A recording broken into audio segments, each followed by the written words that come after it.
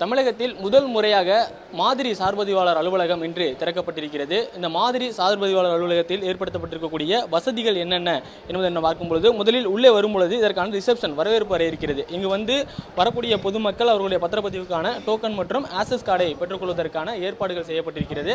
முதலாவதாக waiting hall என்கின்ற இந்த சிறப்பு அம்சமிக்க ஒரு அறை ஏற்பாடு செய்யப்பட்டிருக்கிறது. குறிப்பாக தமிழகத்தை பொறுத்த வரைக்கும் 585 சார்பதிவாளர் அலுவலகங்கள் இருக்கிறது. அங்கே வெயிட்டிங் ஹால் என்பது பெரும்பான்மையாக வெளியில் தான் இருக்கும். ஆனால் தற்போது இந்த அறையை குளிரூட்டப்பட்ட அறையாக உருவாக்கப்பட்டிருக்கிறது. இங்கு வரக்கூடிய பொதுமக்களுக்கான பிரத்யேகமாக இருக்கைகளும் இங்கே அமைக்கப்பட்டிருக்கிறது. ரிஜிஸ்ட்ரேஷனுக்காக வருபவர்களுக்கு இணைய வசதி வைஃபை ஏற்பாடு செய்யப்பட்டிருக்கிறது.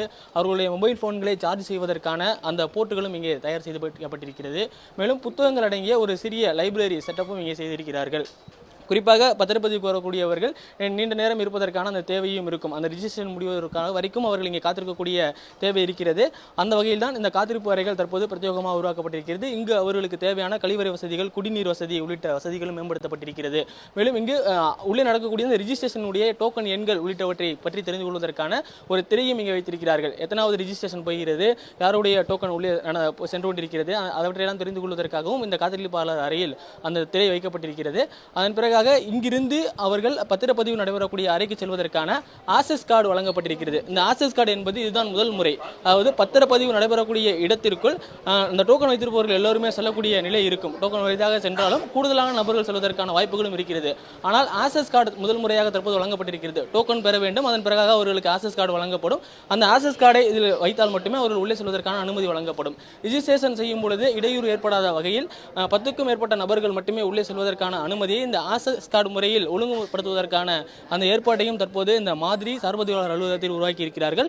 கவுண்டர்கள் வாயிலாக பொதுமக்கள் உள்ளே சென்று அவருடைய ரிஜிஸ்ட்ரேஷனை மேற்கொள்வதற்கான அந்த அறிவிப்புகளும் இங்கே வைக்கப்பட்டிருக்கிறது.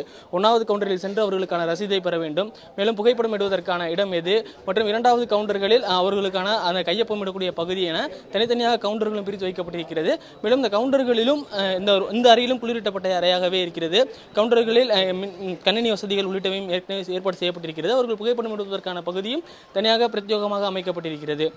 குறிப்பாக தமிழகத்தில் இருக்கக்கூடிய இந்த 585 சார்பதிவாளர் அலுவலகங்களுக்கு முன்மாதிரியான ஒரு சார்பதிவாளர் அலுவலகமாக தற்போது இது உருவாக்கப்பட்டிருக்கிறது. மேலும் பதிவுத்துறையை பொறுத்த வரைக்கும் ஒரு நாளைக்கு 15,000 மக்கள் பயன்படுத்தக்கூடிய ஒரு இடமாக இருக்கிறது. அரசுக்கு வருவாய் ஈட்டக்கூடிய ஒரு பகுதியாகவும் பதிவுத்துறை இருக்கிறது. தற்போது இந்த சார்பதிவாளர் அலுவலகத்தில் பொதுமக்களுக்கான அந்த வசதியை முன்மாதிரியாக செயல்படுத்தி இருக்கிறார்கள். தற்போது அடையாறு சார்பதிவாளர் அலுவலகத்திற்கான அந்த மாதிரி சப் ரிஜிஸ்டர் ஆஃபீஸில் தான் நாம் இருக்கிறோம். பாலிமர் செய்திகளுக்காக ஒளிப்பதிவாளர் பிரேமுடன் பாண்டியராஜன்.